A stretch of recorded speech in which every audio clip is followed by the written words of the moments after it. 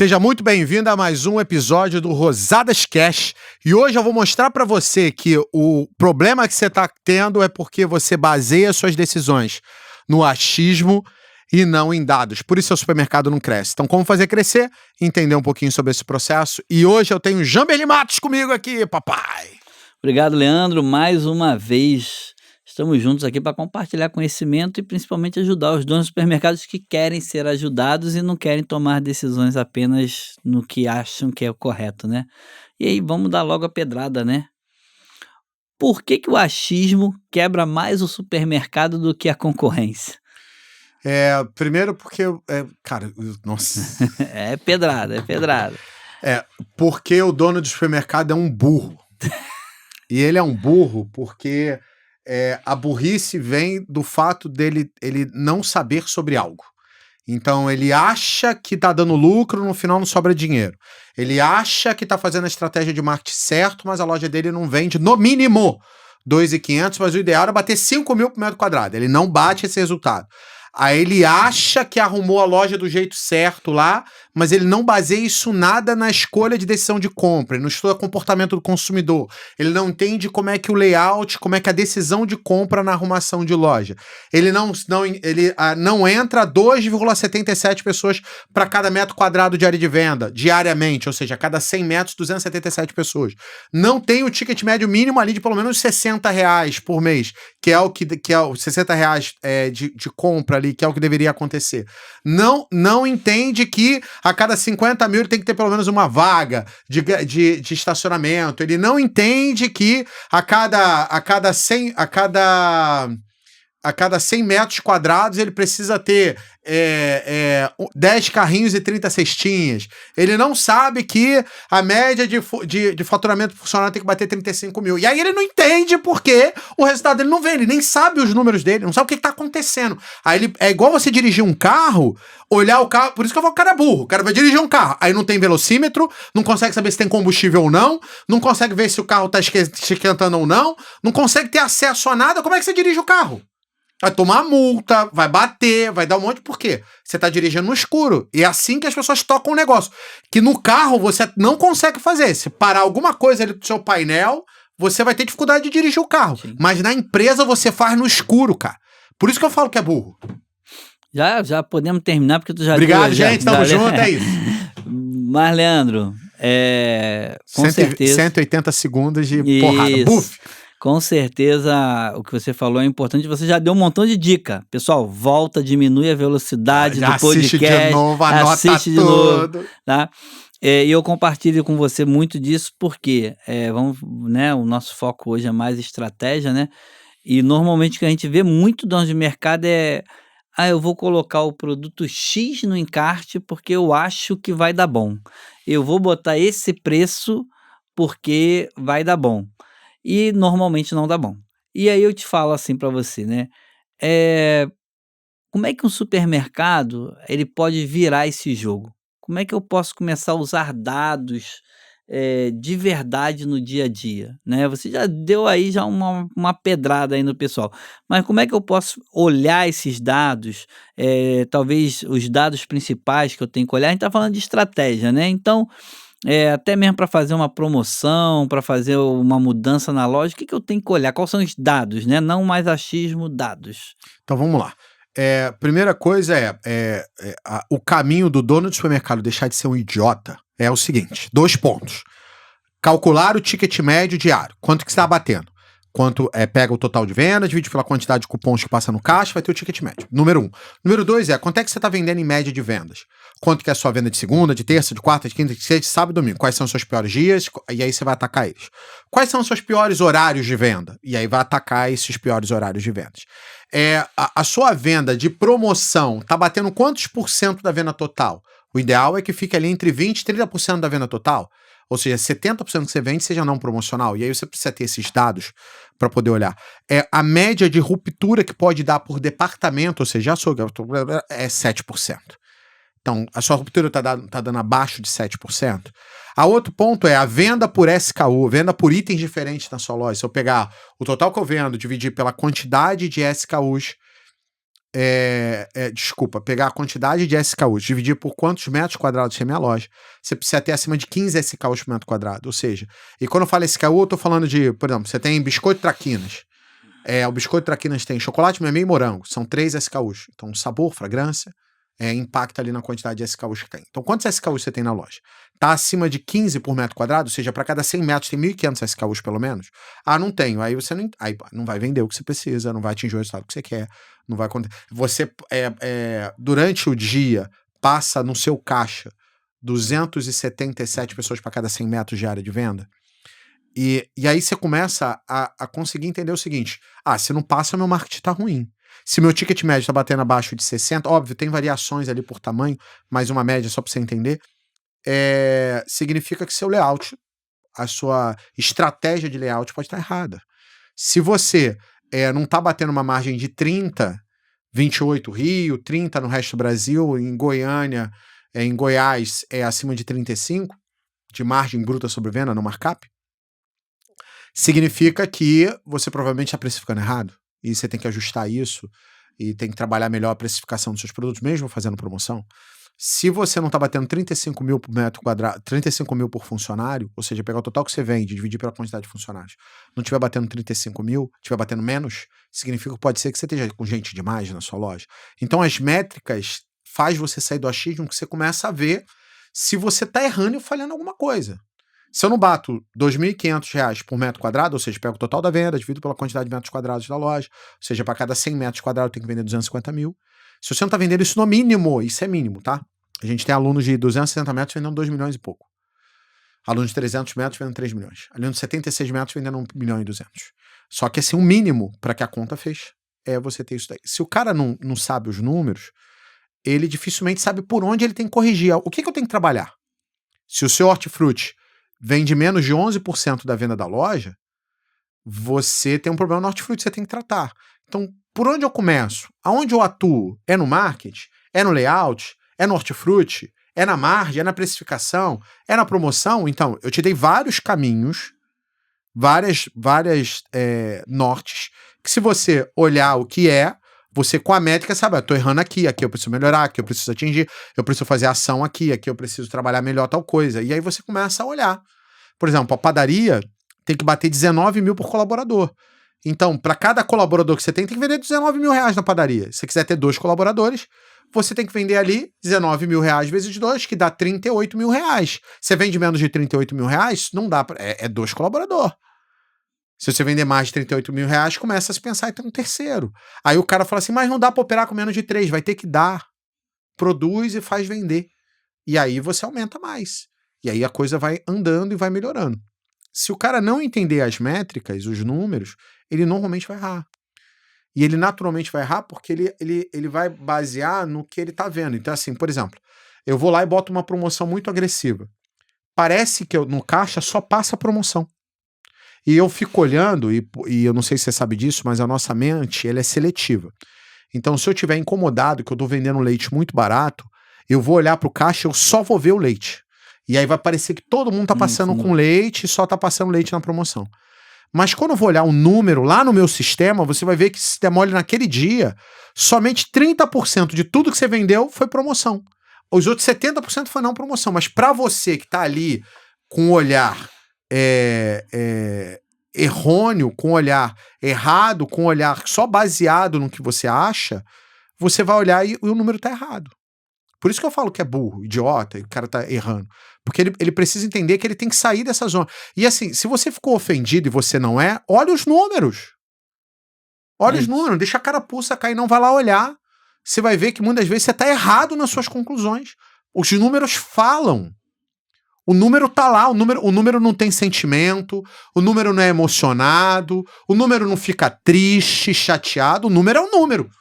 O número tudo que você vai tomar de decisão tem que ser racional dentro de um negócio, né? Quando a gente tá falando de relacionamento pessoal e tal, não é racional muitas vezes, né? O seu casamento, sua briga com a esposa, a sua viagem que você vai sair com a família, isso não é racional, é emocional. Agora, dentro do negócio é tudo racional, tudo baseado em dados e fatos. Então não dá pra chutar, né? Não dá pra gente chutar. E você, Jean, também é um homem dos dados. Isso. Quer ver? Conta aí um caso aí Você faz fechamento financeiro com um monte de alunos nossos, vê um monte de situação. Conta um caso aí de número complicado que tava levando o cara pra, sei lá, pra uma situação difícil, ou quebrando, qualquer coisa assim. O que você falou é muito importante. Escuta o que eu tô falando, volta, anota tudo, porque Eu falei, foi um bombardeio, foi né? uma aula. Nesses poucos minutos iniciais já foi uma aula. Mas o que a gente vê muito no aspecto financeiro, né, e acaba se implicando na estratégia, é você tomar decisões financeiras sem olhar o seu número. Então, assim, hoje dentro de um supermercado, dentro de um negócio, existe um benchmark, né? Existe o melhor número possível. Então a gente tem lá uma folha, as tuas despesas com o pessoal não pode ultrapassar 8%. E às vezes tu chega supermercado pra gente que as despesas com pessoas batem 12%. Isso. Acima de 10 milhões é 10, tá? Isso. Então, mas você tem uma folha de 12, 13%, você já extrapolou, você já não tem mais lucro naquele mês, entendeu? Vai ficar pesado pra É. pagar as contas. E aí, quando às vezes você fala assim com o dono, olha só, você tá com uma operação inchada, você tá com muita gente. E eu já vi casos do dono demorar, tipo, 6 meses, tomar prejuízo de R$ 300.000 mensais por causa disso. E depois de 6 meses, ele falar assim: "Pô, eu acho que eu tenho que mandar a gente embora", depois de ter perdido R$ 1.800.000, né. Então, quando você toma decisões no achismo, você está condenando a sua empresa ao fracasso, Fato. entendeu? Exatamente isso. Então, normalmente, quando a gente trata do financeiro, você tem que saber, por exemplo, quando chega no final do mês, pelo menos, você tem que ter o seu fluxo de caixa ali Perfeito. que você possa entender, porque o fluxo de caixa, ele vai te dar o caminho do dinheiro dentro da sua loja. Qual Exatamente. foi o caminho que aquele dinheiro percebeu? E aí eu vou saber se eu gastei de mais, de menos, e se de fato aquele número final no fluxo de caixa é o que tem que ter lá no teu saldo bancário. E esse saldo bancário, ele aumentou ou diminuiu com relação ao início do mês? Significa que você gastou demais. Você pode até ter imobilizado em estoque, você pode ter feito algum investimento, porém, se você não vê isso, você vai trabalhar no achismo. Então já vi vários donos de mercado que tinham uma loja lucrativa e de repente cismaram de abrir uma segunda loja e eles de uma loja lucrativa ficaram com 2 lojas tendo prejuízo, É isso que acontece direto. né. Então, como você falou, o dono do lado de ponto de vista financeiro, ele tem que, não é opcional, ele tem que fazer um fechamento financeiro, nem que seja a nível de caixa. Exatamente. Pessoal, eu sempre falo, você fala, a maioria das empresas, elas quebram vendendo muito. O ápice de vendas dela normalmente é quando você gasta mais dinheiro. Isso quando o dono não acha que ficou rico, né, e aí vai trocar de carro a cada 6 meses, comprar 3 casas, jet ski, quadriciclo, o barco, né. E muitas vezes não é o momento ainda, não sou nada contra quem tenha isso não, pelo contrário. Isso. Mas a gente tem que entender o momento da nossa empresa. Isso, pra gente entender o momento da nossa empresa, a gente tem que ver o número. É aquilo que você falou. Se eu: "Ah, não, vou comprar porque tá barato". Quem te falou que tá barato? Qual é o impacto que isso vai ter no caixa da sua empresa? E o cara não tá olhando o número, não tá olhando Não nada? tá. Isso a gente falou no podcast anterior, quanto de caixa a minha empresa tá gerando por mês? Às vezes eu tô trabalhando no prejuízo. Eu tô, né, eu tô matando a galinha de ovos de ouro. É que ele acha que muitas vezes aproveitar uma campanha, uma promoção de algum fornecedor, vai fazer ele ganhar mais dinheiro, mas no final das contas, se ele não escoar aquilo antes dele pagar o boleto daquilo, muitas vezes, o caixa não fecha. E aí quando eu chego lá no final do mês, deu lucro, mas o caixa deu prejuízo. Aí ele vai, daqui a pouco ele faz isso 2, 3 meses, ele começa a ter que atrasar boleto, e o custo de boleto dá 14% ao mês de Sim. atraso, e aí não tem cheque, aí ele vira no cheque especial e aquele descontão de 2, 3% que ele ganhou vai pro Esquece. ralo. Eu já vi assim, né, a gente sempre fala muito, né, o capital de giro é um mantra da empresa, né. Eu já vi vários empresários pegar o capital de giro e investir o capital de giro, Nossa, isso é direto. e aí Imobilizado. Ir lá e, isso. sei lá, usa pra comprar um terreno, um equipamento. Sim. Usa às vezes o capital de giro para abrir uma outra loja. Que Só também que mobiliza. isso, só que essa segunda loja, nessa segunda loja vai vender 2 milhões, ok, mas ela Vai não levar abre vendendo 2 não, milhões, e vai levar entendeu? 20 meses para dar Isso. retorno. E aí aquela reserva que eu tinha para pagar direitinho meus boletos da loja um, ele não existe mais, e aí a minha loja um fica apertada e minha loja 2 não vende o suficiente. Ou seja, Exatamente isso. tomei uma decisão errada baseada num número que eu não enxergava. E é muito comum. Como é muito comum, às vezes, o empresário ter caixa e achar que por ter caixa, eh, ele pode fazer qualquer coisa. E aí quando chega no final do mês, cadê o caixa? Então por isso que é muito importante.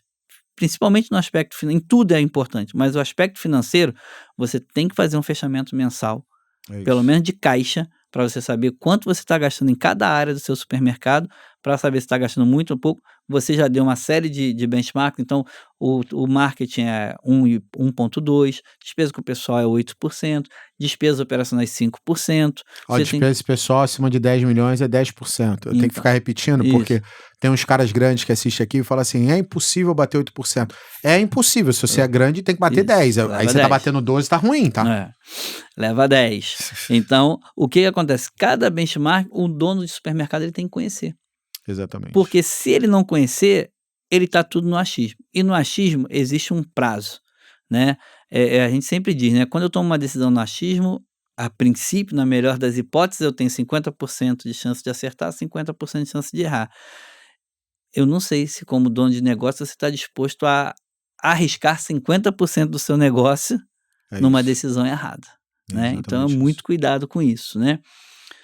Normalmente, Leandro, eh, se você falar assim, você já deu bastante coisas assim, né, mas, vamos botar assim, que é pergunta, dono de mercado: "Leandro, o que que eu preciso olhar toda semana?". Você falou do diário aí, mas se você fosse estender isso pra semana, tem algum número que o cara tem que olhar por semana? Eu olharia o fechamento de compra e venda, porque, se você errou numa semana, você tem que corrigir na próxima. E como muitas das compras são semanais, quinzenais, você consegue ajustar ali sua matemática do compra e venda fazendo isso. Então, eu olharia o compra e venda. Quem não sabe, compra e venda é a relação entre o que você vendeu e o que você comprou e a sua margem. Isso tem que, se compra, venda, margem tem que bater, né? Então, se Isso. você tem margem de bruta sobre venda de 30%, você tem que comprar 70% do que você vendeu. Se eu vendi numa semana 100 mil, eu tinha que comprar 70 mil. E aí, se você comprou mais do que 70 mil, comprou 80, na semana seguinte você está devendo 10, que você tem que comprar menos. Ah, não dá. Então, até o final do mês, você tem que Tem que devolver esses ajustar, 10 do erro que isso. você fez. Senão, compra e venda não vai bater nunca. Então, é uma coisa que o cara tem que fazer um fechamento disso toda semana para fazer. A outra coisa que eu olharia toda semana é a sua agenda financeira futura, né? Então, olhar assim, quanto eu tenho de pagamentos para fazer semanalmente para as próximas semanas e ver se já estourou, porque os pedidos de compra, novas despesas que você for fazer, elas têm que cair ali dentro desse fluxo de caixa para você não ficar apertado. A terceira coisa que eu olharia era a participação de venda por departamento, né? Então, o hortifruti tem que bater 11, a padaria própria tem que bater 4, a padaria industrializada 2,5, o açougue tem que bater 25% da venda da loja, para ver o seguinte, existe algum setor que está performando abaixo do que deveria para eu poder trabalhar? E aí você vai ajustar a máquina ali em cima disso, vai ajustar isso aqui que está acontecendo. Eu também olharia a perda que aconteceu dentro da semana. Então, se vocês deixam para juntar tudo e lançar a perda no final do mês, vocês estão errados. Vocês têm que lançar a perda todo dia e no final da semana você olhar lá, tá? Deixa eu olhar aqui o que que eu tive de perda durante a semana. Qual o setor que deu mais perda? Qual o produto que deu mais perda? Para você poder tratar, você poder ver se é um erro de processo, se está comprando demais, se está existindo alguma falha operacional, falha pessoal de alguém, para você poder ajustar. Porque você não pode esperar o mês inteiro acabar para você poder falar assim, nossa, deu merda, eu não vou conseguir, minha conta não vai fechar. Então você tem que olhar isso antes. Então eu olharia isso provavelmente semanal. Então são alguns indicadores que me ajudariam ali a tomar uma decisão melhor no dia a dia que a gente está fazendo. Pô, legal. A gente tá falando de números, isso aqui já se transformou vai ser uma aula magna aqui. Nossa Isso senhora! aqui vai ser o podcast mais assistido. Então vou ainda provocar Podcast mais mais. assistido. Vou provocar ainda mais. Falando de estratégia de venda, até porque a gente vai falar mais tarde sobre um treinamento sobre isso, mas, só falando sobre estratégia de venda. Muitas vezes eu vejo assim, a gente acompanha, né, vê lá no Instagram, impresso, os caras tiram uns produtos, amigo, que eu não sei de onde os caras tiraram para botar no encarte, né. Para mim é achismo, né. Uhum. Existe alguma orientação que você pode dar, tá, pra aqui na internet de forma gratuita, mas tipo assim, algum número ou algum padrão para eu, por exemplo, fazer um encarte? Qual o tipo de produto? Eu tenho que olhar algum número? O que que você sugere? Tem uma lista de produtos? Como é que eu posso trabalhar isso? Os produtos que você tem que colocar no encarte são os itens que o cliente tem percepção de preço. A gente tem uma lista de 67 produtos, que são os produtos notáveis, mas você pode chegar na conta dos seus notáveis ali da sua loja, região, usando 4 critérios, né, que é participação do produto dentro da categoria, participação do produto dentro das cestas de compra, participação do produto dentro da venda global e elasticidade de preço do produto em relação, elasticidade de demanda daquele item, né, em relação à variação de preço que você tem nele. Então, esses 4 aqui, vão criar o que a gente chama de produtos notáveis. O que que é o produto notável? É o produto que o cliente, assim, de maneira simplória para explicar, né, é o produto que o cliente tem percepção de preço. Então, pequenas variações dele fazem com que o cliente te ache barato ou te ache caro. Então, aonde que o cara diz que a sua loja é barata ou cara? Se nesses itens, nesses 67 itens, você tiver com preço fora em relação à concorrência, porque ele vai te comparar. Cara, tudo que a gente faz na vida é comparar. Então, você olha uma mulher na rua e fala assim, nossa, que mulher bonita. Você está comparando ela com algum padrão de mulher que você gosta. Você fala e você bota um doce na boca e fala assim, nossa, que doce gostoso. Você está comparando aquele doce com algum outro doce na sua cabeça que que é gostoso. Então você está sempre comparando, né? Então, o preço dos notáveis, essa percepção do produto notável, é a percepção que o cara compara você com a concorrência. Então, é você e a concorrência. Então, por exemplo, macarrão instantâneo. No Brasil, uma das marcas líderes de macarrão instantâneo no Brasil se chama Nissin. Então, você olha Nissin, você necessariamente vai comparar o preço de Nissin com outra loja. Então, essa comparação vai dizer se você é barato ou caro e vai ser a percepção que o cliente vai ter em relação à sua loja. Agora, quando a gente fala de um produto de combate, por exemplo, o cliente vai te comparar com você mesmo. Então, um produto barato, o cara vai olhar assim, quanto é que tá o Nissin? R$ 2,99. Quanto é que tá o Panko? R$ 1,99. Então o Panko tá barato em relação ao Nissin. Ele não vai te comparar, ele não vai saber o preço do Panko em outro lugar, ele vai saber o preço do Nissin. Então, esse produto de combate, ele vai comparar você com você mesmo. Inclusive, é um produto que se você precificar direito, é um produto onde você ganha dinheiro. A margem está nesse produto maior. Você vai ganhar mais dinheiro no de combate do que no produto de marca líder, porque a marca líder o cara sabe preço e ele vai te comparar com a concorrência, o outro ele vai comparar com você mesmo. Então, por isso você não deve ter produtos na sua loja que sejam da mesma categoria com preços iguais. Se tem, é porque provavelmente você tem que tirar alguma marca dali, porque não é para ter nada com preço igual, porque o cliente vai comparando os preços, comparando preço e qualidade na cabeça dele, de acordo com você mesmo, e a marca líder ali, ele vai comparar você muitas vezes com a sua concorrência, se for notável. Então, basicamente o que você precisa fazer é quais produtos eu vou promover, esses itens, que são os itens que o cliente tem percepção de preço. Eu posso botar outros itens no encarte? Pode, mas não serão eles que farão o cliente tirar a bunda da cadeira de casa e ir até o seu mercado. O que vai fazer o cara tirar a bunda da cadeira de casa e até o seu mercado são os produtos notáveis. Vou dar alguns exemplos, tá? Hortifruti é batata, tomate, cebola, alho, ovo, banana, a verdura mais vendida da tua região e limão. São esses 8 produtos que são os principais notáveis de hortifruti ali para você poder fazer. Pronto, já tem uma dica, mexe nisso, já vai dar resultado. Com certeza, eu tenho que tomar cuidado com o que eu pergunto aqui nos podcasts agora. Volta e anota, porque eu falei rápido, você não deve ter pego. Bota em 0,5x e Tá veja. brabo, né? Eu tô falando rápido pra caramba. Assim, Leandro, a gente hoje está falando muito de estratégia, né, de achismo, de dados. Você às vezes fala de dashboard, de planilha, né? E aí já são ferramentas mais apuradas. Quando a gente faz um treinamento com você sobre estratégia, sobre vendas, explica mais um pouquinho sobre isso. Eu sei que a gente vai falar, mas explica mais como é que é esse treinamento e que ferramenta que vem alguma coisa para me ajudar? Então, basicamente funciona assim. A minha metodologia hoje é baseada num tripé: estratégia, gestão e gente. As pessoas são a base de tudo, né? Então, Para você crescer, é o treinamento que eu tenho sobre estratégia, que se chama DLM45, que é uma sigla, né, que significa dobre os lucros do seu mercado em 45 dias.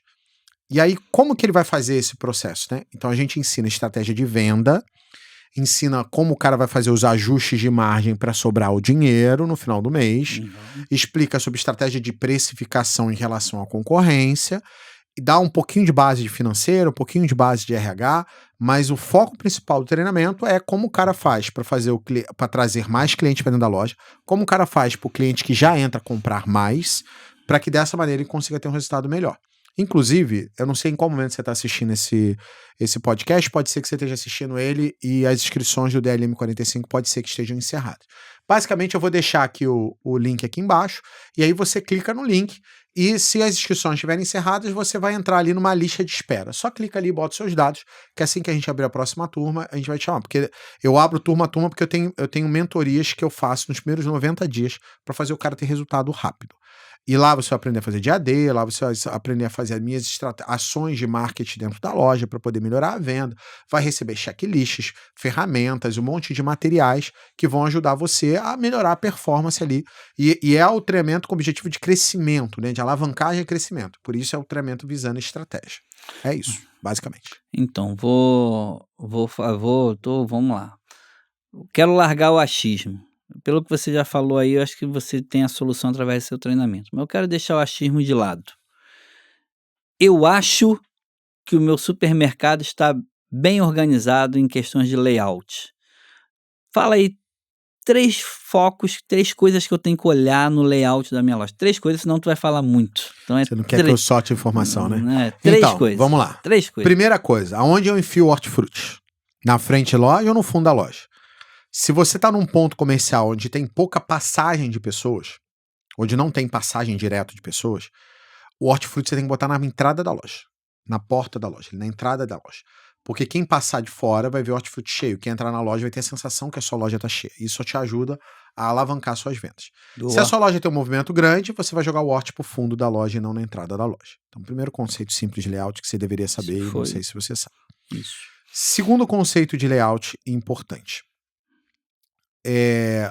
As pontas de gôndola que você vai colocar, elas precisam usar uma estratégia que a gente chama de pontas matadoras, que é assim, a ponta vai ter um produto promocional e ela vai ter um cross junto com ela. Como assim, Leandro, um cross?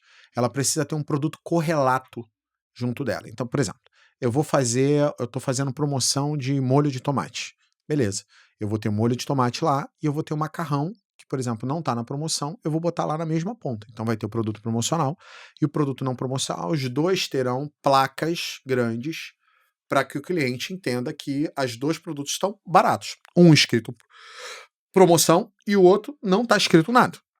E a pessoa vai levar os dois, provavelmente. Então você vai fazer você está com sabão em pó em promoção, você vai deixar o sabão em pó lá embaixo em promoção, em cima você vai botar um amaciante, um Vanish, que não está na promoção, que está com margem. Os dois terão placas de destaque. Isso também vai te ajudar a melhorar a sua venda. O outro conceito que a gente entende que vai te ajudar a melhorar as vendas é geladeiras de bebidas e geladeiras de sorvete, vocês têm que trazer ela para frente da loja. Por quê? Porque a maior parte das pessoas comprará isso na saída. Então você não pega a bebida gelada no início da tua jornada de compra. Você vai pegar a bebida gelada na saída, para que ela chegue gelada na sua casa. Então, as geladeiras principais, você pode ter geladeiras no fundo, mas as principais, você sempre tem que ter geladeiras ali na parte ali próximo do caixa. Para quê? Para que a pessoa compre o sorvete, ela vai botar o sorvete e vai ficar rodando na loja? Não, ela vai comprar o sorvete na hora de ir embora. Então, ele tem que estar na jornada de saída do cliente ali. E essa é uma terceira consideração bônus aí. E eu vou dar uma última que é bônus, que eu não deveria falar. Eu sei que a maioria de vocês tem muitos checkouts na loja, ou seja, muitos caixas, e não deixa todos abertos. Mas deixa eu te falar sobre uma estratégia que vai te ajudar a melhorar a tua venda. O caixa que você deixar aberto será o corredor de saída do cliente. Então, se você quer que o cliente passe pela perfumaria na hora de ir embora, é só você abrir o checkout que está na frente do corredor de perfumaria.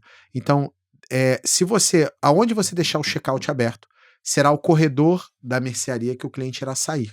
Então, se você colocar ele, eu quero que o cliente saia pelo corredor de biscoitos, é só deixar o checkout tá em frente ao corredor de biscoitos aberto. Então, isso é uma consideração que as pessoas não olham, mas que faz muito sentido. Então, sacada bônus aí, já que você pediu 3. Eita, esse podcast já aumentou o faturamento da galera já. Faz parte, né, a gente tá falando sobre trabalhar com dados, sobre informações reais, né, e aí a gente vai sempre replicando isso, né. Ah, a tua frente de loja tem que vender pelo menos 1,5% para ser considerada boa, tá? Então, todos aqueles produtos que você vende ali na frente de loja, doce, biscoito, doce, chocolate, bala e também escova de dente, barbeador, pilha, seja lá o que for que você bota ali na frente de loja. Isso tem que representar 1,5% da sua venda. Se tiver menos que isso, você tá errando no mix, tá sem preço, tá mal posicionado. E isso ajuda a subir a margem, tá? Vai lá que você vai gostar. Estamos falando sobre estratégia de venda, tô até com medo. Você falou de treinamento e tal, eu já entendi, mas eu vou reforçar uma coisa que a gente fala bastante até no nosso podcast de estratégia, mas eu tô tentando diminuir a quantidade aí. 3 estratégias, Só 3? 3, Não pode falar 4, não? 3 estratégias que vão ajudar nas vendas ou no melhorar a margem, você escolhe, ou os 2. Sobre cross. Como é que eu uso o cross na minha loja? 3, não precisa ser estilo, pode ser como usar o cross na loja. 3 dicas. De usar cross? Só 3? 3 dicas. Não precisa ser o produto, se você quiser ser um pouco mais abrangente, pode ser, mas 3. É que eu sou sempre específico, né? Isso. Tá. Primeira estratégia para você melhorar o cross. Acompanhar abastecimento e precificação. Porque quando você bota o produto em cross, ele tende a começar a vender tanto que ele dá ruptura. Por exemplo, se você pegar o papel toalha e botar ele perto, em cima ou ao lado do óleo de soja, você vai ter ruptura de papel toalha. Se você pegar um pegador de óleo e botar no meio dos óleos, você vai ter ruptura de pegador de óleo. Vai acabar o pegador de óleo e você vai ficar alguns dias sem ruptura, porque você não vai. Não é um produto que você compra hoje e chega amanhã. Sim. Então, olhar abastecimento e precificação desses itens vai fazer com que a sua margem melhore e suas vendas também melhorem. E é uma coisa que as pessoas não fazem. A segunda coisa que você tem que fazer é você ter pelo menos 100 cross espalhados pela loja. Então, você precisa saber o nome do cross, o local do cross, e ele tem que se manter ali. E aí você precisa acompanhar. Por exemplo, tem um cross que a gente fez, eu fui numa loja arrumar, né, em São Paulo, interior de São Paulo, e a loja tinha um monte de galão de água, aquelas garrafas térmicas de água, encalhadas há, 2 anos. Aí, inclusive, eu descobri, eles tiram a tampa, eu descobri que nego rouba a tampa do galão. Tampa dessas garrafas térmicas de água grande, né? E aí os caras têm que tirar a tampa e quando o cara compra, ele dá a tampa no caixa. Eu não sabia disso, mas as pessoas roubam aquela tampa. E aí esse negócio não vendia, tava lá no bazar, não vendia nada. Aí o que eu fiz? Eu fiz um módulo de água no setor de bebidas e botei o galão em cima. Isso foi numa quinta-feira, se eu não me engano. Então na segunda-feira tinha acabado as garrafas, que estavam encalhadas há 2 anos.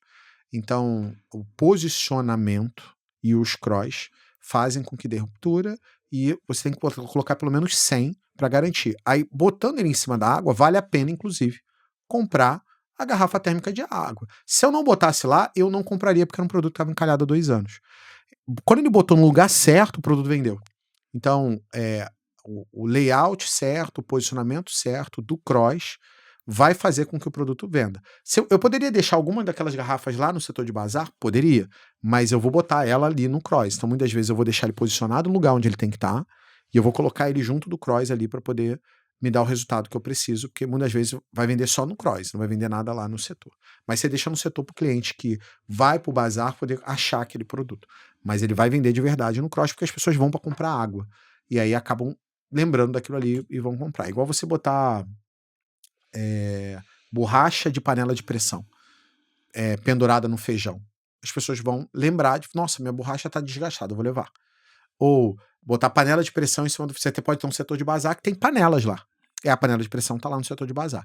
Só que se você botar em cima do feijão, o cara que tá vindo comprar feijão, que é um produto que ele vem comprar, ele vai levar, porque o supermercado não é preparado para vender bazar, ele vende também.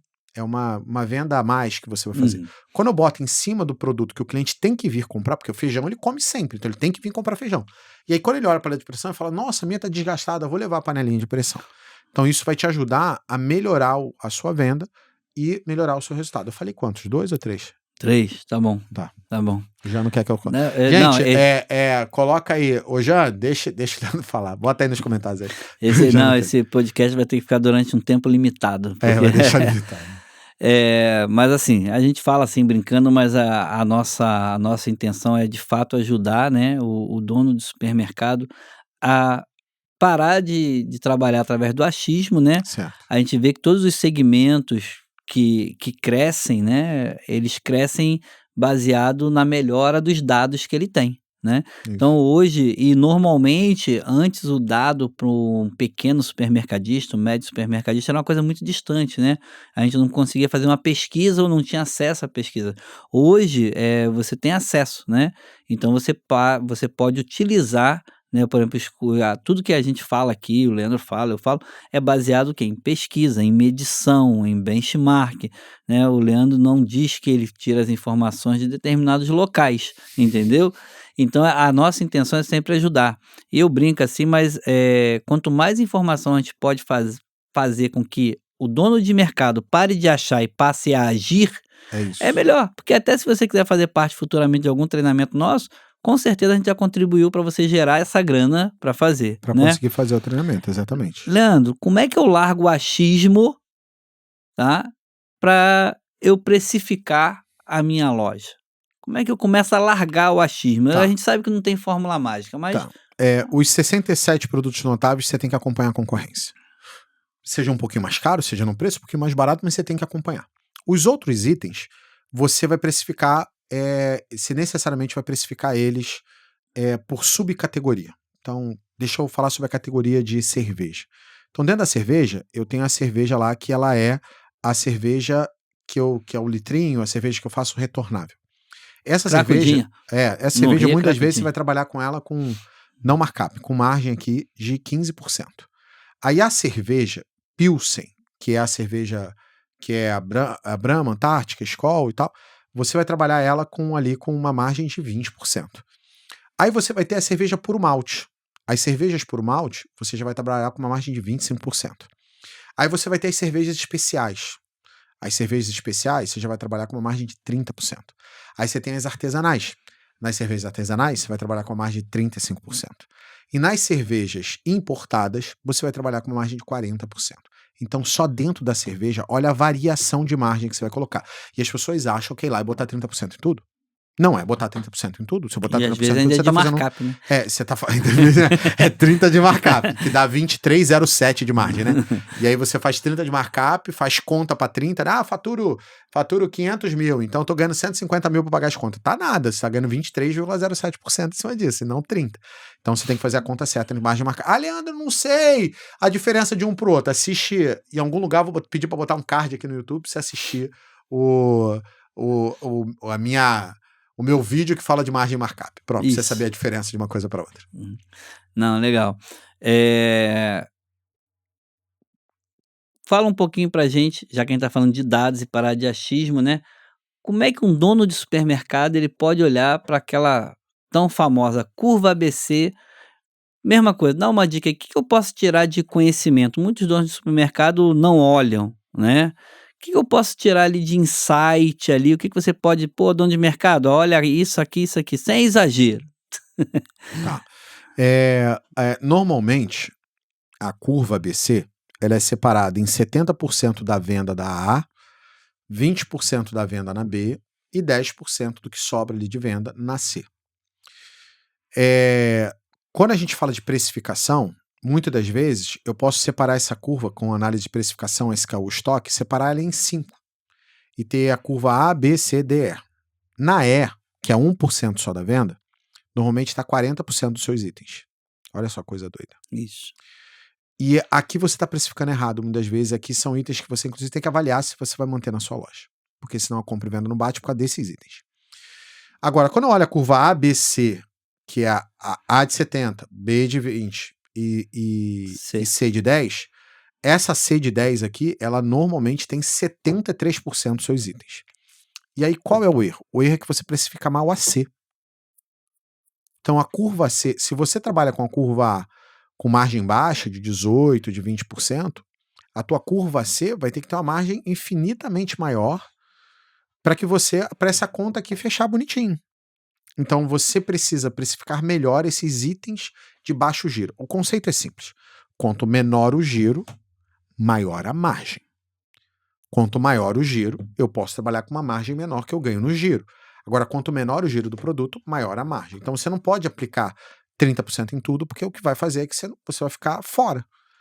Você provavelmente vai vender errado, e aí é o que todo mundo faz. Você vende barato, vende caro, porque você não precifica certo, então você vende caro o produto que é para ser vendido barato. E você vende barato o produto que é para ser vendido caro. O único que você precifica certo provavelmente é o bazar. Porque você sabe que tem que botar margem mais alta. Agora o resto você precifica errado. Por exemplo, água sanitária para botar 82% de markup, margem sobre o custo. Menos na Bahia. Bahia, Nordeste, água sanitária vende muito, e aí ela acaba sendo um produto que o cliente percebe preço. E aí nesses lugares você vai trabalhar com uma margem menor. Mas no resto do Brasil você pode trabalhar com 82% de markup sobre a água sanitária. Só que a maioria de vocês não faz isso, bota 30%. E é um produto que é para você ganhar margem. Tirando do Nordeste, né? O resto todo do Brasil é para você ganhar margem. Só que você precifica esse produto errado e perde dinheiro fazendo isso. Então você tem que rever os seus conceitos para você conseguir melhorar o resultado no dia a dia e rever o conceito da precificação, como eu disse para você. Então a curva ABC te ajuda a analisar estoque. O que não pode faltar na minha loja? A A de 70%. Então aqueles itens ali, que normalmente estão em torno de 300, 400, 500 itens ali na A de 70%, eles não podem dar ruptura, não pode faltar de jeito nenhum. Na C de 10 eu já posso deixar faltar alguma coisa. Agora na A de 70 eu não posso deixar faltar nada. Então eu olhar a curva ABC me ajuda, inclusive eu saber assim, quais itens eu não posso deixar faltar, não posso deixar dar ruptura. Sempre tem que trabalhar com um estoque um pouquinho mais alto desses itens. Nos outros não, nos outros não. E aí eu sei que o cara tá fazendo besteira na compra, quando eu chego na loja dele, eu vou olhar o estoque, e ele tá cheio de estoque de pedra sanitária, tá cheio de estoque de bazar, tá cheio de estoque de produtos de baixo giro. E aí eu não vejo uma Coca-Cola no estoque, não vejo cerveja no estoque, não vejo arroz no estoque. E aí o cara tá cheio de estoque de coisa que não vende, e não tem estoque das coisas que vendem. Então vai dar ruptura no que vende, e vai sobrar o que não vende. Então é a receita mágica para quebrar. É a receita mágica para você entrar em ciranda financeira e ficar pagando juros absurdos porque você não tá conseguindo pagar as contas. Então o cara tem que entender, a curva ABC te ajuda muito na compra, te ajuda também na precificação e também pode te ajudar em você entender o que você não pode deixar para você não perder venda. Perdeu, deixou da ruptura na curva A de 70%, você necessariamente está perdendo venda. Cara, em 100% das lojas que a gente analisou isso, e na época da consultoria a gente fazia essa análise nos diagnósticos todos, né? Em 100% das lojas, elas estavam perdendo, só na A. Pegava a curva ABC do dia para fazer a análise, dia a dia. E só da A, eles estavam perdendo entre 10... Escuta o que eu tô falando. Entre 10% a 15% de venda. Como é que eu sei isso? Eu tenho um produto que vende 15 unidades todo dia. Aí tem dia que não vende nada porque o produto não tá lá. Aí se eu multiplicar a quantidade que deveria vender por dia, vezes a quantidade de dias que fica faltando esses itens da curva A, quando você vai ver, dá 10% de venda, que é uma venda invisível. Você não viu essa venda perder. Para você parece que tá tudo bem. Quando eu vou analisar, eu falo assim, é só parar de faltar isso, a venda sobe 10%, 15%. E aí é o ponto-chave de você parar para olhar e não deixar dar ruptura nesses itens, entendeu? E aí acrescentar, né, que às vezes quando a gente fala em ruptura, às vezes o dono do supermercado fala assim, ficar um dia sem ruptura. A ruptura, ela é questão de horas. Fica 5 horas, 4 horas sem ter Coca-Cola, sem ter leite, sem ter algum produto que saia direto ali, que você já tem uma ruptura que vai gerar prejuízo, né? E eu brinco muito que eu falo assim, o dono, o comprador, ele tem que dormir com a curva ABC impressa embaixo do travesseiro, né? Para não deixar faltar nada. E aí entra justamente o foco desse nosso podcast, né? Dono do supermercado, você tem que olhar dados. Por quê? A questão que o Leandro falou, se você precifica errado a sua curva A ou seus produtos notáveis, você está passando uma percepção de caro. E aí, se você passa uma percepção de caro, o consumidor vai para o concorrente. E às vezes você acha que está precificando correto e você está precificando errado. Então, cuidado. Lista de produtos notáveis, produtos que o cliente marca preço, porque você pode estar passando a percepção que é um supermercado caro. né? É E ao isso. mesmo tempo o inverso, quando você tem, eu vou pedir para o Leandro também falar sobre isso, é estratégia, né? Quando você às vezes tem um mix muito reduzido, um sortimento muito reduzido, você também acaba não atendendo o seu cliente. E o pior que eu falo sempre, quando você não consegue atender o seu cliente, é o quê? É você dar a chance do seu cliente ir no concorrente e chegar lá e gostar, né. Então eu vou pedir até que o Leandro também, dá e falar aí em passant aí pra gente, o que que eu tenho que olhar, dados, né, não é achismo, quando eu olho para o meu sortimento, quando eu olho para o meu mix de produto. Você diz qual a categoria que eu tenho que ter lá do produto, o que que você me sugere com relação a isso baseado em dados aí? O mix básico de produtos que você tem que ter depende do tamanho da sua loja. Então, a cada 100 metros, 1.500 itens. O outro dado que você tem que olhar é a venda por SKU. Então, se eu pegar o total que eu vendi e dividir pela quantidade de SKUs que eu tenho, ou seja, itens diferentes que eu tenho no meu mix, essa conta tem que bater acima de R$ 230 por loja no supermercado, no atacarejo acima de R$ 430. Então, se a sua venda bater acima disso, significa que seu mix está saudável. Se está batendo abaixo disso, significa que você deve ter muita tralha lá, muito produto de muito baixo giro, que você tem que rever ali o que você está fazendo, ou promover, ou melhorar a tua estratégia de venda, ou simplesmente parar de trabalhar com aqueles itens. Então, é importante você olhar isso. O que a gente identificou é, quanto maior a variedade de produtos, você tende a vender mais por causa disso. Agora, você tem que ver o que a sua loja de verdade consome. Então, vale a pena botar pesquisa na frente de caixa, perguntando para o cliente se ele encontrou o produto que preferia, vale a pena abrir caixinha no Instagram, pelo menos uma vez por semana, perguntando quais itens o cliente gostaria que tivesse que não tem. Então, isso tudo vai ajudando você a compor um mix melhor. E lembrando que não é para sair enfiando o mix dentro da loja. Você pode investir mensalmente, no máximo 1% da sua venda em 1%. mix. Então, se você vende R$ 1 milhão, você pode investir até R$ 10 mil mensais em introdução de mix novo. E aí tem uma outra coisa que é importante, né? Que eu vi lá na P&G, no Shopper Lab que eu fui deles, que fui convidado. Que é uma coisa importante vocês botarem no radar de vocês. Todo produto que você adicionou no mix, ele precisa ter uma plaquinha na loja escrito novidade ou produtos novos. Legal. Por quê? Para o cara, quando entrar na loja, e é isso, essa plaquinha fica nesse item por 30 dias. Depois de 30 dias você tira.